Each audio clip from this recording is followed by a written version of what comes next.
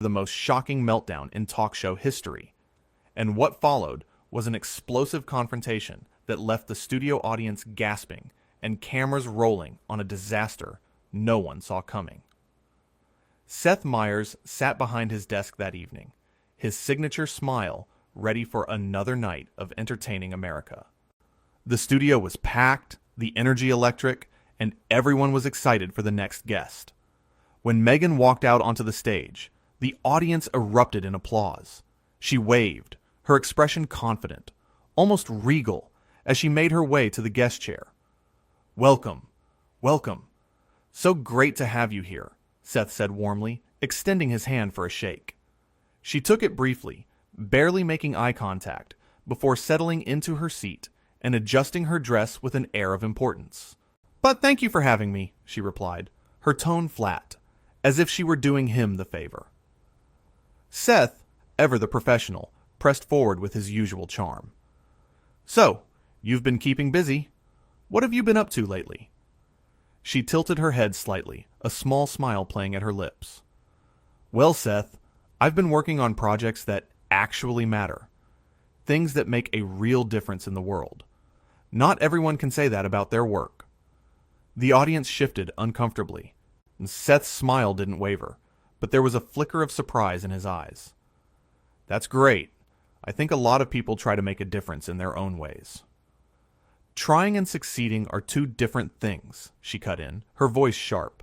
"I'm sure you understand that." Seth laughed lightly, trying to diffuse the tension. "Well, I do my best. So, tell us about these projects." She leaned back in her chair, crossing her legs with deliberate slowness. "I don't know if your audience would really understand the scope of what I'm doing. It's quite complex. It requires a level of sophistication and global awareness that, let's be honest, most people just don't have." The studio went quiet. You could hear the uncomfortable silence spreading through the rows of seats. Seth maintained his composure, his professionalism shining through.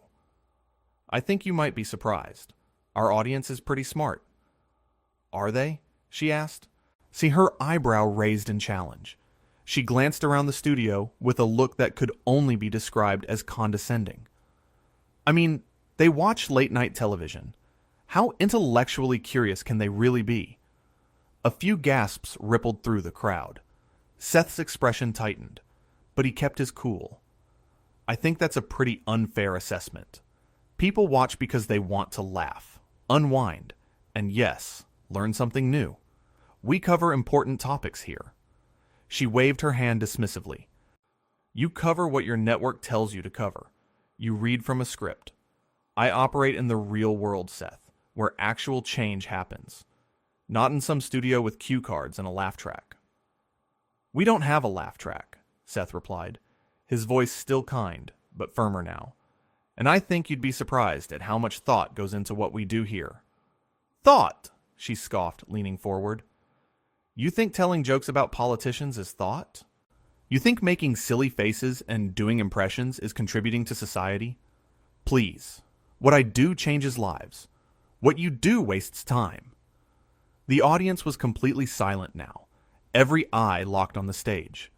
Seth took a breath, his hands folded calmly on his desk.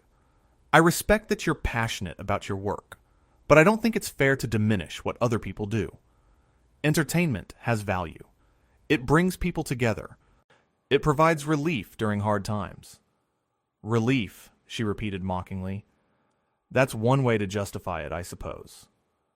But let's be honest about what this really is. This is a vanity project for you. You get to sit here, in your comfortable chair, making your comfortable salary, pretending you're relevant. Meanwhile, people like me are out there doing the hard work." Seth's jaw tightened. "I think there are a lot of people who would disagree with that characterization." "Of course they would," she said with a bitter laugh. "People love their distractions. They love anything that keeps them from thinking too hard about the real problems in the world. And you give them exactly that. Distraction, noise, nothing of substance." "I think we've had some pretty substantial conversations on this show," Seth countered, his patience clearly wearing thin, but his tone still controlled. We've talked about important issues, brought attention to causes that matter. She rolled her eyes dramatically. Bringing attention? By what? Making a joke about it? That's not activism, Seth. That's performance. And frankly, it's insulting to those of us who actually put ourselves on the line. I'm not trying to compete with you, Seth said evenly. I'm just trying to do my job, which is to entertain and inform. I'm sorry if you don't see value in that. I don't, she stated bluntly. I really don't. And I think it's time someone said it. This whole industry, this whole late-night talk show circus, it's outdated. It's irrelevant. You're irrelevant. The audience gasped audibly. A few people started murmuring to each other. Seth sat back in his chair, his expression calm, but his eyes showing the hurt from such a direct attack. That's pretty harsh. It's honest, she shot back. And honestly, I'm surprised you can't see it yourself. Look around, Seth. The world is changing. People don't need this anymore. They don't need you. Seth took a deep breath, composing himself with remarkable grace. Well, I appreciate your honesty, even if I completely disagree with it. But I think maybe we should move on to another topic. Why? She challenged. Because you can't handle the truth? Because it's uncomfortable for you to hear that what you do doesn't matter? No, Seth said firmly, his voice still steady. Because I invited you here as a guest, and guests typically show a basic level of respect. I've been nothing but kind to you since you walked out here, and you've done nothing but insult me, my work, and my audience. She laughed, a cold, sharp sound. Oh, here we go. The host gets his feelings hurt, and suddenly I'm the bad guy. This is exactly what I'm talking about. You can't handle any real criticism. You live in this bubble where everyone tells you how great you are. Criticism is fine, Seth replied, his voice getting stronger. But what you're doing isn't criticism. It's just being mean. There's a difference. Mean? She repeated incredulously. I'm being honest. If you can't handle honesty, maybe you're in the wrong business. I can handle honesty just fine, Seth said, his composure impressive given the circumstances. What I can't handle is someone coming onto my show and treating everyone here with such disrespect. My staff worked hard to have you here. My audience came to have a good time. And you're sitting here telling them they're not sophisticated enough to understand you. She stood up abruptly, her face flushed with anger. I don't have to sit here and be lectured by you. Do you know who I am? Do you know what I've done? I know exactly who you are, Seth said, remaining seated, his voice calm. And right now, you're someone who's being incredibly rude. Rude? She spat. You want to talk about rude? How about inviting someone on your show and then attacking them when they speak their truth? I haven't attacked you once, Seth said, his voice still measured. I've tried to have a conversation. You're the one who came out here with an agenda. An agenda? She laughed bitterly. My agenda is to stop pretending that what you do matters. My agenda is to call out the emptiness of this whole charade. Then why did you agree to come on the show? Seth asked. A fair question that hung in the air. She paused, her mouth opening and closing as she searched for an answer.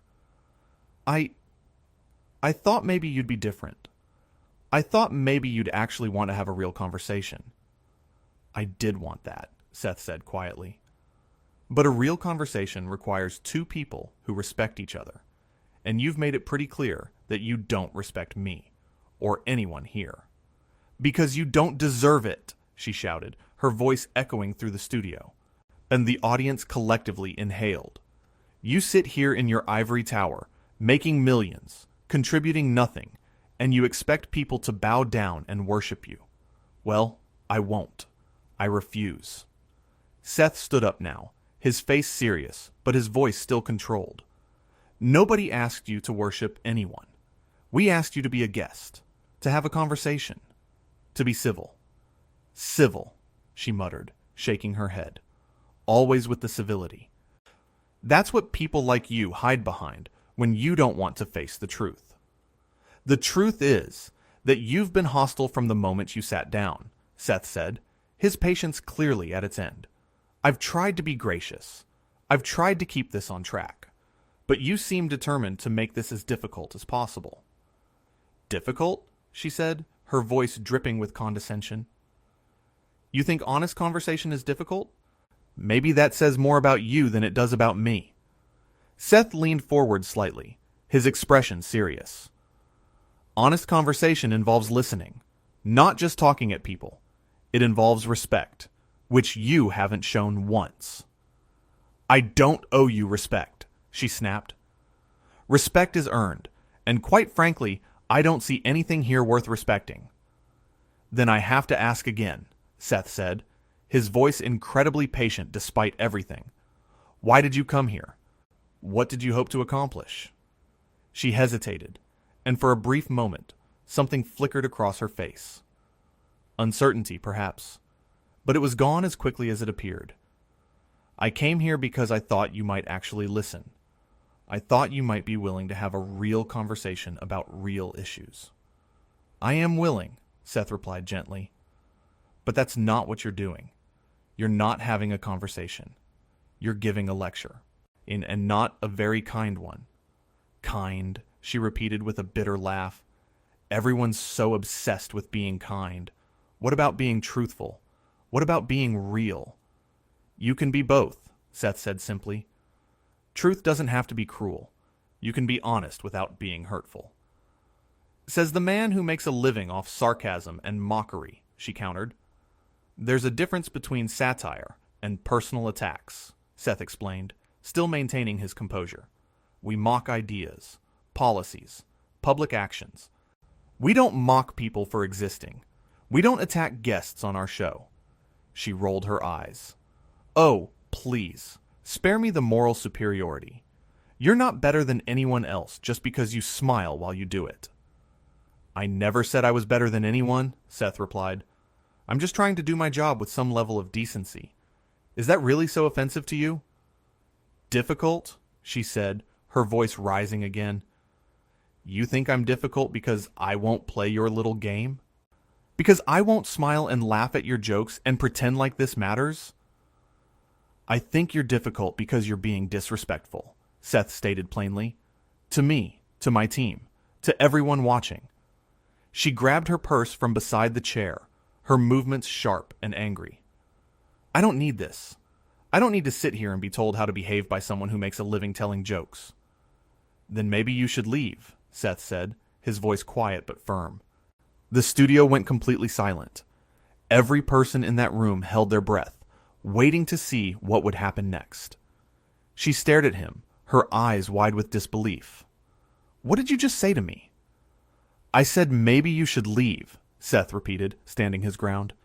If you're this unhappy being here, if you think so little of what we do, then there's no point in continuing this. Her face turned red, her hands gripping her purse so tightly her knuckles went white. You're kicking me off your show. I'm giving you an option, Seth clarified. You can stay, and we can try to have a respectful conversation, or you can go.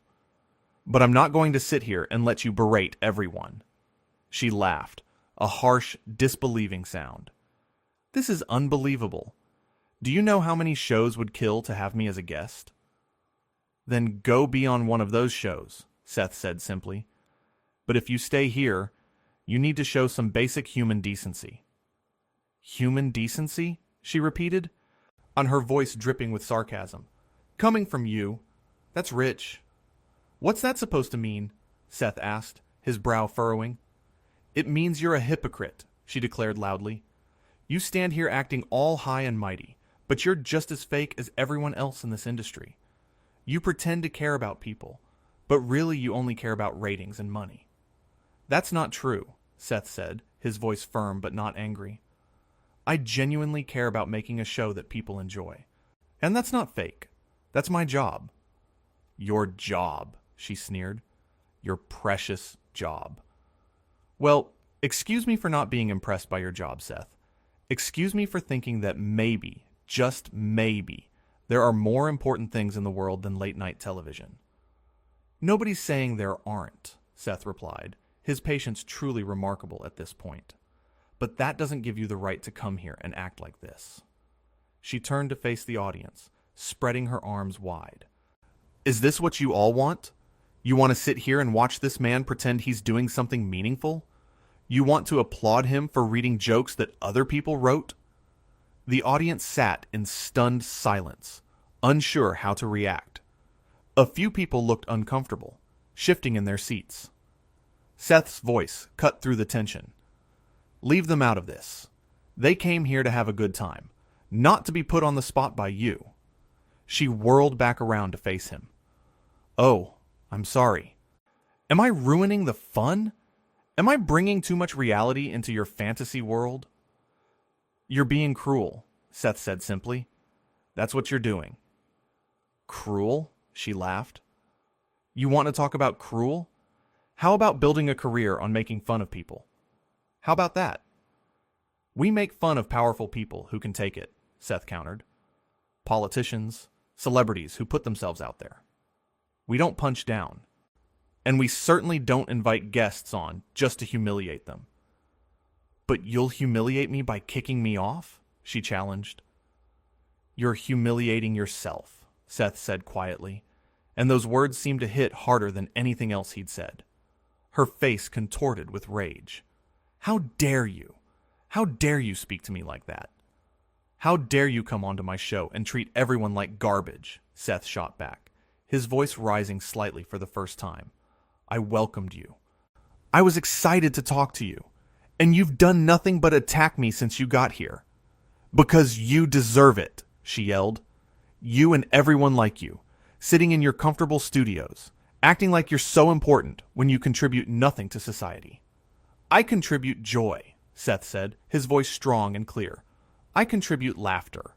I contribute a place where people can come and forget about their problems for an hour. And you know what? That matters. Maybe not to you, but it matters to a lot of people. She shook her head violently. That's pathetic. That's the most pathetic thing I've ever heard. Then why are you still here? Seth asked pointedly. If this is so beneath you, if I'm so pathetic, why are you still standing on my stage? She opened her mouth to respond, then closed it again. Her eyes darted around the studio, looking for support that wasn't coming. The audience stared back at her in uncomfortable silence. I'm leaving, she finally announced, her voice shaking with anger. I'm leaving because I have better things to do than waste my time with someone like you. That's your choice, Seth said calmly, sitting back down at his desk. The door's right there. She stood there for a moment, as if expecting him to stop her, to apologize, to beg her to stay. When he simply looked at her with a calm, patient expression, she let out a frustrated noise and turned toward the exit. You'll regret this, she called back over her shoulder. You'll regret treating me this way. I don't think I will, Seth replied evenly. Take care. She stormed off the stage, her heels clicking loudly against the floor. The sound echoed through the silent studio as everyone watched her go. A door slammed somewhere backstage, the sound making several audience members jump. Seth sat at his desk, taking a deep breath and running his hand through his hair. He looked out at the audience, who were still sitting in shocked silence, and gave them a small, apologetic smile. Well, he said softly, that was unexpected. The audience erupted, not in applause at first, but in a collective exhale, as if everyone had been holding their breath. Then, the applause started, building and building, until the entire studio was on its feet, cheering for Seth. He held up his hands, looking genuinely touched, but also a bit embarrassed. Thank you, but that's not necessary. I tried my best to keep that civil. The applause continued, louder now, mixed with a few supportive shouts from the audience. I want to apologize, Seth continued, once the noise died down enough for him to be heard. I never want anyone to have a bad experience at our show. Not you guys, not my guests, nobody. But I also believe in treating people with respect, and I expect the same in return. More applause, this time mixed with calls of agreement. "We still have a show to do," Seth said, his smile returning. "And I promise you, the rest of the night will be much more fun. Let's take a quick break, and when we come back, we'll get things back on track." The band started playing as they cut to commercial. Seth leaned back in his chair, letting out a long breath. Members of his staff rushed onto the stage, checking on him, making sure he was okay. "I'm fine," he assured them, his voice tired but steady. "That was just intense." One of his producers patted him on the shoulder. "You handled that perfectly. Seriously, you were a complete professional." Seth nodded, but you could see the weight of what had just happened settling on him. It's never easy to have a confrontation like that, especially in front of a live studio audience and television cameras. But he had stood his ground without losing his temper, without being cruel in return, without stooping to her level. As the commercial break ended and the show prepared to resume, Seth straightened his tie. Dean took a sip of water and put his professional smile back on. The show must go on, as they say, and he was determined to make sure the rest of the evening went smoothly. The audience settled back into their seats, still buzzing with energy from what they had just witnessed. There was a sense of solidarity in the room now, a feeling that they had all been through something together and had come out the other side. Seth looked into the camera as the lights came back up, his expression warm and welcoming once again. "Welcome back, everybody. I think we could all use something a little lighter right now." The audience laughed, a genuine, relieved laughter that filled the studio with warmth. "Let's talk about something fun," Seth continued, seamlessly transitioning into the next segment, as if the previous disaster had never happened. And that, perhaps, was the most impressive thing of all. His ability to bounce back, to not let the negativity derail the entire show, to remember that there were hundreds of people in that studio and millions watching at home who deserved a good experience. Throughout the rest of the show, Seth never mentioned what had happened again. He didn't make jokes about it, didn't reference it, didn't use it for material. He simply moved forward, proving that sometimes the most professional thing you can do is know when to leave something behind and focus on what matters. The audience responded to his grace with enthusiasm, laughing harder at his jokes, engaging more with the next guests, creating an atmosphere of support and appreciation that filled the studio. They had seen him tested, and they had seen him pass that test with flying colors. Behind the scenes, word of the confrontation was already spreading. Staff members who hadn't been in the studio were getting text messages from friends who had been there. Clips would eventually make their way online, though that wasn't something anyone was thinking about in the moment. What mattered right then was that Seth had maintained his integrity. He had set a boundary without being aggressive. He had defended himself and his work without attacking back. He had shown that it's possible to stand up for yourself while still being kind. As the show wound down and Seth delivered his closing remarks, there was a sense of pride in that studio. Pride in a host who had handled an impossible